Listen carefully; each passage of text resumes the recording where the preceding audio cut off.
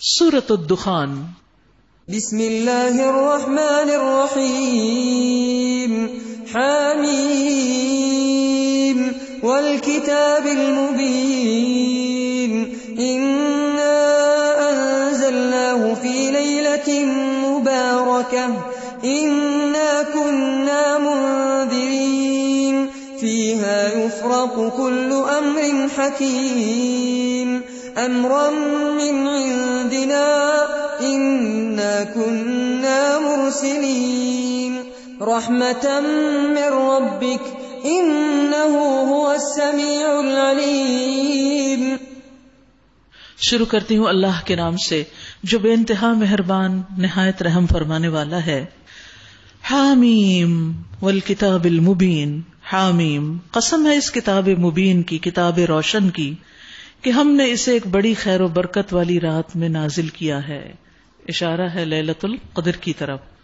یاد رکھیے جو لیلۃ القدر سے محروم رہا وہ ہر خیر سے محروم رہے گا۔ اور لیلۃ القدر کو بھی اتنی بڑی قدر کیوں ملی؟ اس قرآن کی وجہ سے۔ سوچئے پھر یہ قرآن کتنی بڑی عظمت والی کتاب، کتنی برکتوں والی کتاب ہے، خیر ہی خیر ہے اس کے ساتھ تعلق رکھنے میں۔ اور یہ نزول کیا ہے؟ یعنی اس رات یا تو آپ پر نزول شروع ہوا یا لوح محفوظ سے بیت العزت پر، اور پھر 23 سال میں آہستہ آہستہ آپ کی طرف آتا رہا۔ کیوں اتارا یہ قرآن؟ کیونکہ ہم لوگوں کو متنبہ کرنے کا ارادہ رکھتے تھے۔ یہ وہ رات تھی جس میں ہر معاملے کا حکیمانہ فیصلہ ہمارے حکم سے صادر کیا جاتا ہے، یعنی تقدیر کے فیصلے بھی اس رات میں نافذ ہوتے ہیں، یعنی دے دیے جاتے ہیں۔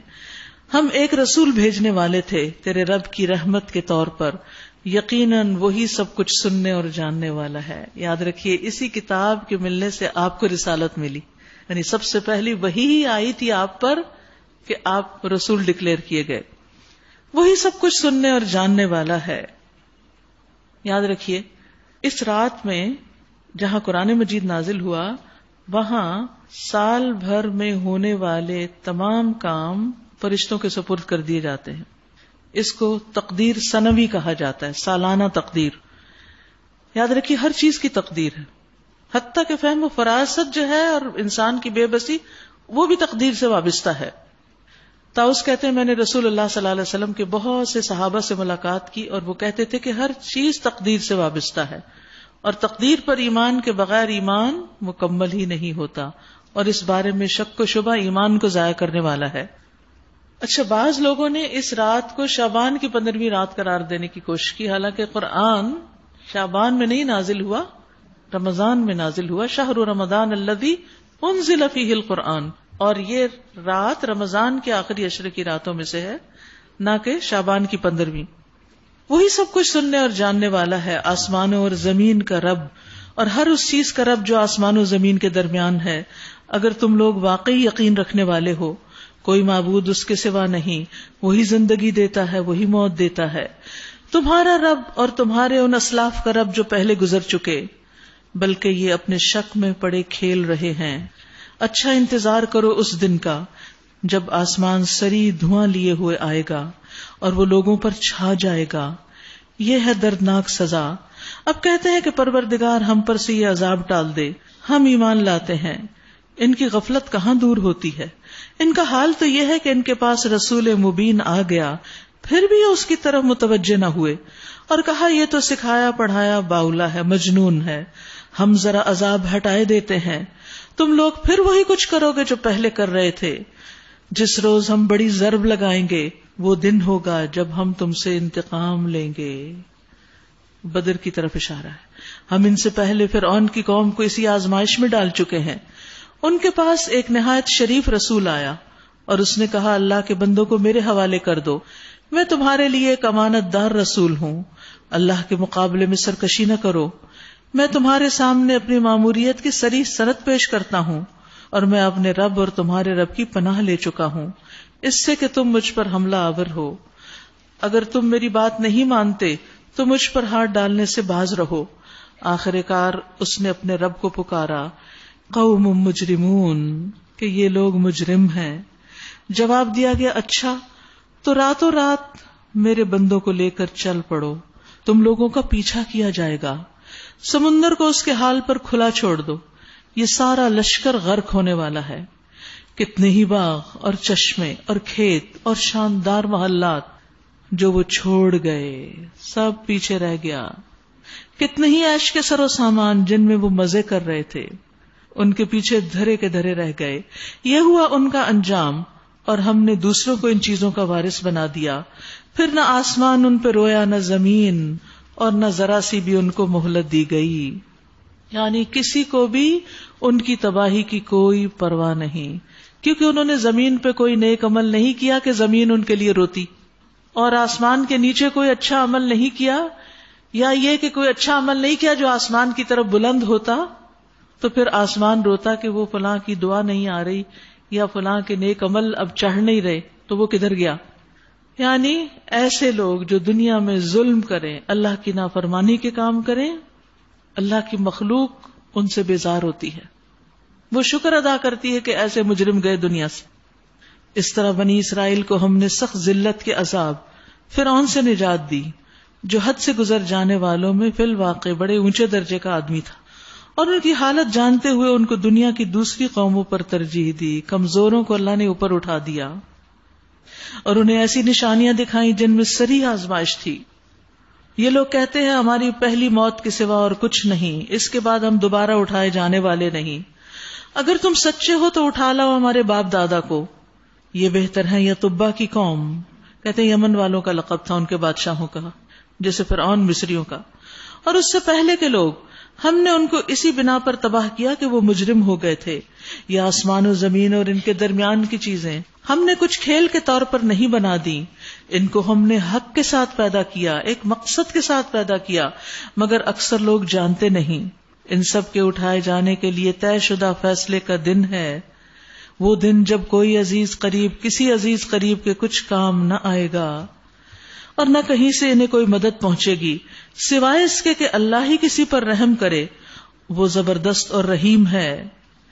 ان شجرۃ الزقوم طعام الاثیم کالمہل یغلی فی البطون.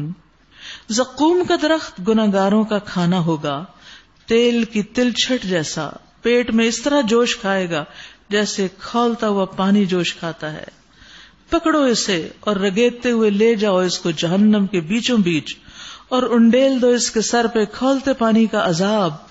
چکھو اس کا مزہ، بڑا زبردست عزت دار آدمی ہے تو. یہ وہی چیز ہے جس کے آنے میں تم لوگ شک رکھتے تھے. اس کے برعکس ان المتقین فی مقام امین، متقی لوگ امن کی جگہ میں ہوں گے، باغوں اور چشموں میں حریر و دیبا کے لباس پہنے آمنے سامنے بیٹھے ہوں گے. یہ ہوگی ان کی شان، اور ہم گوری گوری آہو چشم عورتیں ان سے بیاہ دیں گے. وہاں وہ اطمینان سے ہر طرح کی لذیذ چیزیں طلب کریں گے. وہاں موت کا مزہ وہ کبھی نہ چکھیں گے، مگر بس وہ موت جو دنیا میں آ چکی سو آ چکی. اللہ اپنے فضل سے ان کو جہنم کے عذاب سے بچا لے گا. یہی بڑی کامیابی ہے. یہاں آپ دیکھیے امین اور آمنین دو صفات استعمال ہوئی ہیں جنت کے سلسلے میں. امن، پیس، کسی بھی جگہ کے اچھے ہونے کی سب سے بڑی شرط ہے. زمین کا کوئی گوشہ جہاں پر امن و امان ہو وہ سب سے بہترین جگہ ہے. سیکیورٹی بہت اچھی. آج بھی آپ دیکھیں جن علاقوں کی سیکیورٹی اچھی ہوتی ہے وہاں پرائسز بھی اچھی ہوتی ہیں، کیونکہ کہیں پر بھی انسان رہائش جب اختیار کرتا ہے تو سب سے پہلے امن چاہتا ہے کہ امن والی جگہ ہو، خوف سے سلامتی ہو، اور انسان اپنی رہائش گاہ، اپنا گھر وہاں تلاش کرتا ہے جہاں امن و اطمینان ہو. تو اسی وجہ سے پھر اس کو اپنے آس پاس موجود نعمتوں کا احساس بھی ہوتا ہے، ورنہ تو پریشانی ہی لگی رہتی کہ پتہ نہیں کس وقت کیا چھن جائے. جنتی لوگ وہاں پر امن میں ہوں گے. پھر آپ دیکھیے یہاں پھلوں کی جو بات کی، جنت کے پھلوں کی خوبی بھی یہی ہوگی کہ وہ بھی امن والے ہوں گے اور امن سے کھا رہے ہوں گے بے فکر ہو کے. دنیا میں جب آپ کوئی خاص پھل کھانے لگتے ہیں تو کیا کرتے ہیں؟ خربوزہ اس وقت نہیں کھانا، تربوز اس وقت نہیں کھانا، آم زیادہ نہیں کھانا، یہ کھانے سے یہ ہو جائے گا، وہ کھانے سے پیٹ خراب ہو جائے گا. امن کوئی نہیں. لیکن وہاں کے پھل جتنے چاہیں کھائیں، آمینین آمینین. پھر یہ کہ دنیا میں جب کھا رہے ہوتے ہیں تو ہم کہتے ہیں بس سیزن کا آخری پھل رہ گیا ہے، لیکن وہاں کوئی سیزن نہیں، جب جو جی چاہے کھاؤ. اور پھر من پسند اور پھر وہ جھکے ہوئے قریب، جس چیز کا دل چاہے گا وہ خود حاضر ہو جائے گی، اور کبھی نہ ختم ہو، کبھی نہ روکے جائیں. اور ان کے خوشوں کا سائز بھی کتنا بڑا. انگور کے گچھے کی لمبائی مدینہ سے صنعاء یمن تک، ایک ایک گچھا اتنا بڑا. اور سب سے بڑی بات یہ کہ موت ہی نہیں آنی. سبحان اللہ. فَإِنَّمَا يَسَّرْنَاهُ بِلِسَانِكَ، اے نبی صلی اللہ علیہ وسلم، ہم نے اس کتاب کو آپ کی زبان میں آسان بنا دیا ہے تاکہ یہ لوگ نصیحت حاصل کریں. یہ کتاب آسان ہے. اب تم بھی انتظار کرو اور یہ بھی منتظر ہیں، پھر انجام دیکھا جائے گا کہ کس کی شامت آتی ہے. سورۃ الجاسیہ. بسم اللہ الرحمن الرحیم. حامیم. تنزیل الكتاب من اللہ العزیز الحکیم. ان فی السماوات والارض لآیات للمؤمنین وفی خلقکم وما يبث من دابة آیات لقوم يوقنون واختلاف الليل والنهار وما أنزل الله من السماء من رزق فأحيا به الأرض بعد موتها وتصريف الرياح آيات لقوم يعقلون تلك آيات الله نتلوها عليك بالحق فبأي حديث بعد الله وآياته يؤمنون. بسم اللہ الرحمن الرحیم. حامیم. تنزیل الکتاب من اللہ العزیز الحکیم. شروع کرتی ہوں اللہ کے نام سے جو بے انتہا مہربان نہایت رحم فرمانے والا ہے. حامیم. اس کتاب کا نزول اللہ کی طرف سے ہے جو زبردست اور حکیم ہے. حقیقت یہ ہے کہ آسمانوں اور زمین میں بے شمار نشانیاں ہیں ایمان لانے والوں کے لیے، اور تمہاری اپنی پیدائش میں اور ان حیوانات میں جو اللہ زمین میں پھیلا رہا ہے بڑی نشانیاں ہیں ان لوگوں کے لیے جو یقین لانے والے ہیں. اور شب و روز کے اختلاف میں اور اس رزق میں جسے اللہ آسمان سے نازل فرماتا ہے، پھر اس کے ذریعے سے مردہ زمین کو جلا اٹھاتا ہے، اور ہواؤں کی گردش میں بہت نشانیاں ہیں ان لوگوں کے لیے جو عقل سے کام لیتے ہیں. یہ اللہ کی نشانیاں ہیں جنہیں ہم تمہارے سامنے ٹھیک ٹھیک بیان کر رہے ہیں. اب آخر اللہ اور اس کی آیات کے بعد اور کون سی بات ہے جس پر یہ لوگ ایمان لائیں گے؟ تو یہاں پر آپ دیکھیے کہ اللہ کی توحید اور عظمت کے کچھ دلائل دیے گئے ہیں. نمبر 1 اللہ کا آسمان و زمین کو پیدا کرنا، 2 لوگوں کو پیدا کرنا، 3 جانوروں کو پیدا کرنا، 4 رات اور دن کا اختلاف، 5 آسمان سے پانی نازل کرنا اور زمین کو زندہ کرنا، اور 6 ہواؤں کو چلانا. یہ ساری نشانیاں ہمارے آس پاس بکھری ہوئی ہیں کہ ہم اللہ کو پہچانیں اور اس پر ایمان لائیں.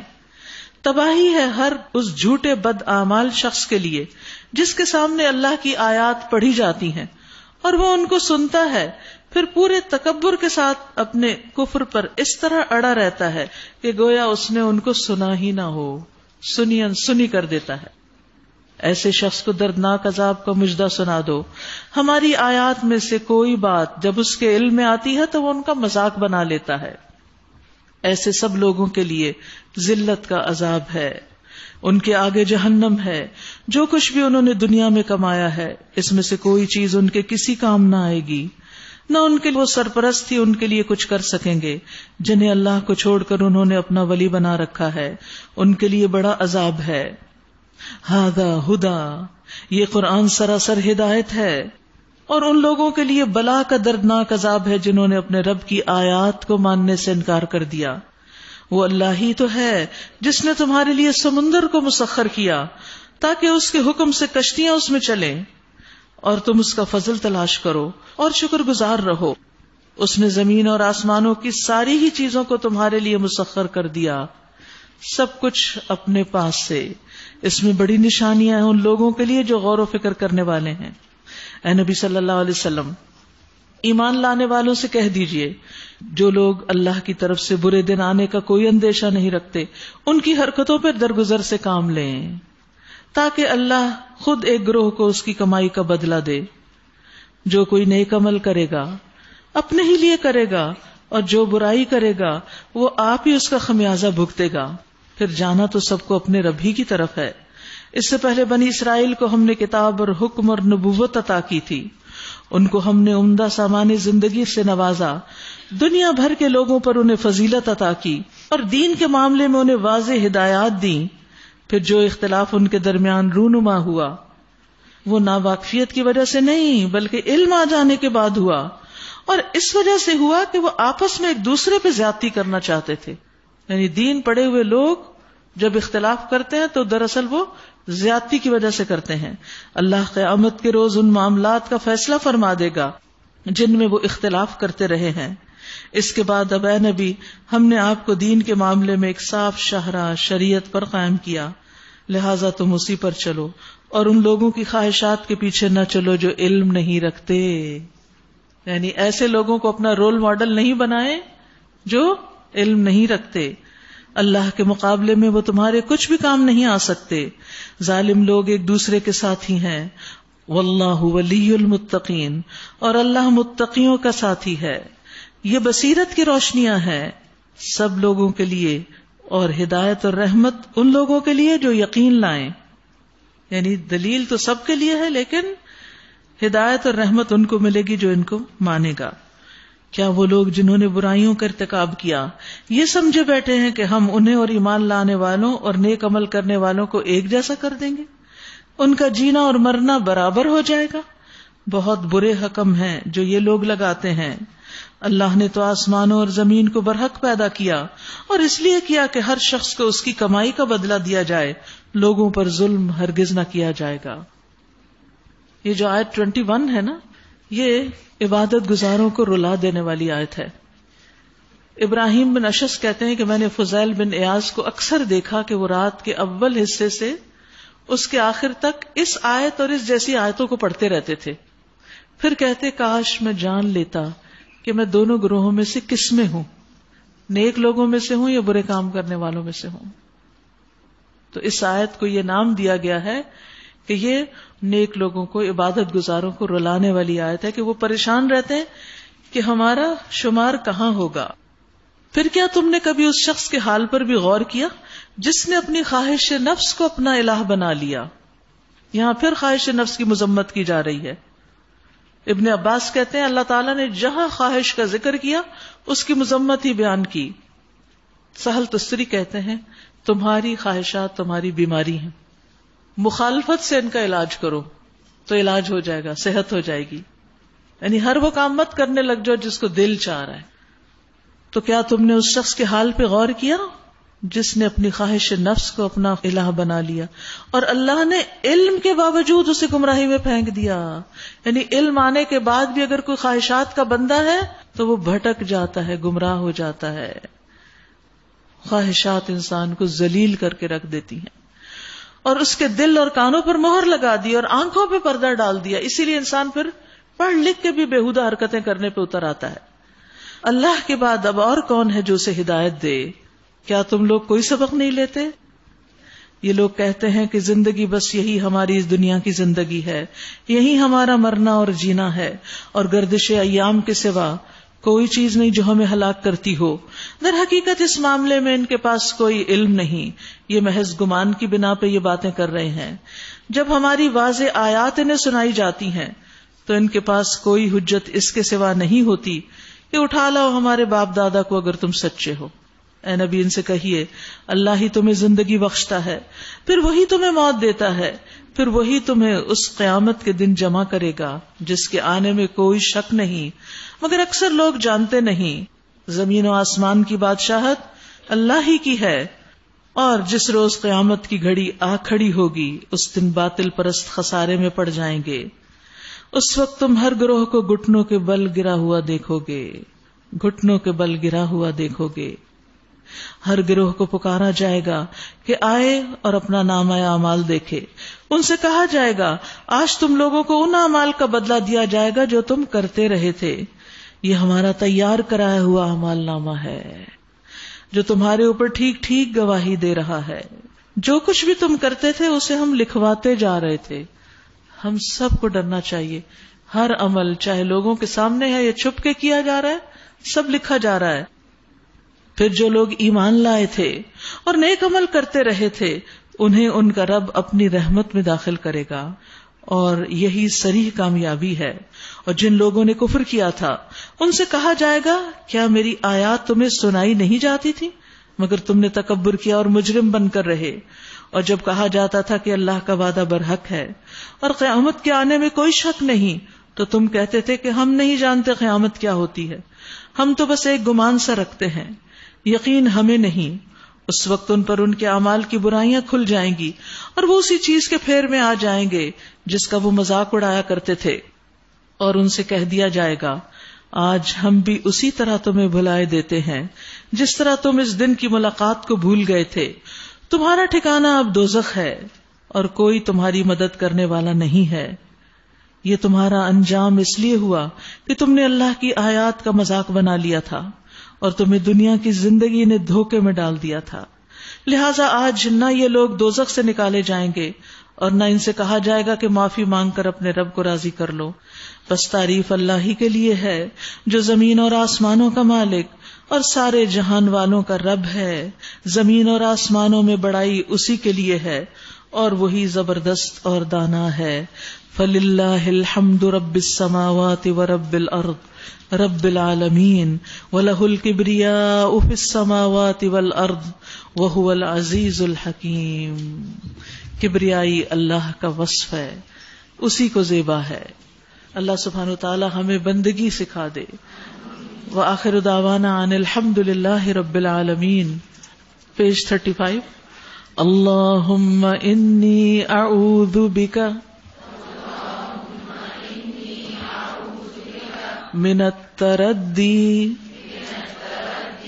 والہدم والغرق والحریق وَأَعُوذُ بِكَ أَن يَتَخَبَّطَنِيَ الشَّيْطَانُ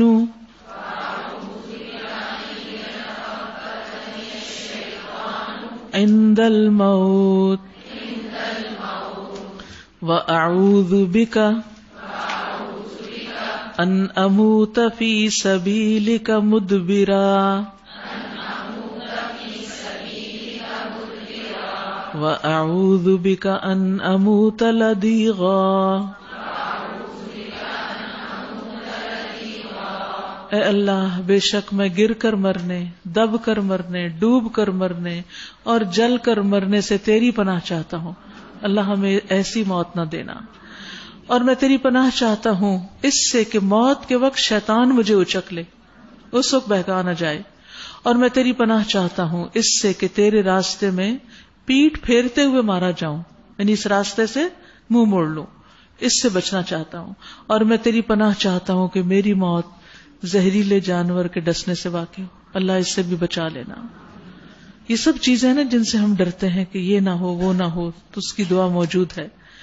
اللہم اصلح لی دینی الذی هو عصمت امری وَأَصْلِحْ لِي دُنْيَايَ الَّتِي فِيهَا مَعَاشِي وَأَصْلِحْ لِي آخِرَتِي الَّتِي فِيهَا مَعَادِي وَاجْعَلِ الْحَيَاةَ زیادۃ لی فی کل خیر واجعل الموت راحۃ لی من کل شر.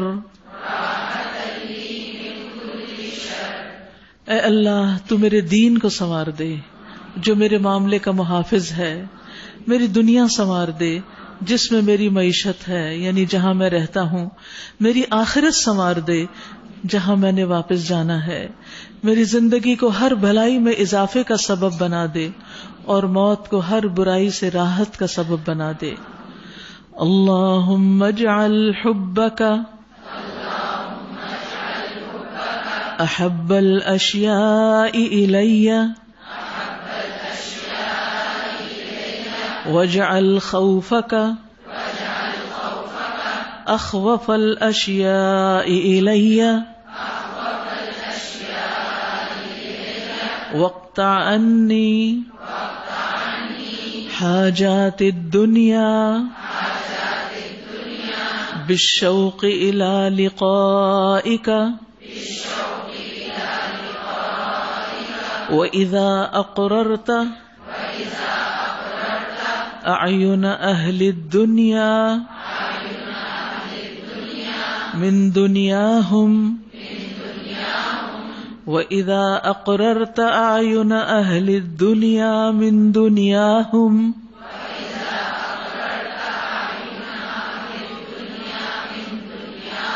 فأقرر عيني من عبادتك. اے اللہ اپنی محبت کو میرے لیے ہر چیز کی محبت سے بڑھا دے، مجھ میں اپنا خوف ہر چیز کے خوف سے زیادہ کر دے، دنیا کی ہر طلب پر اپنی ملاقات کا شوق غالب کر دے، اور جب تو دنیا والوں کو ان کی دنیا سے ٹھنڈک دے تو میری آنکھوں کی ٹھنڈک اپنی عبادت میں رکھ دے. ربنا تقبل منا انک انت السمیع العلیم.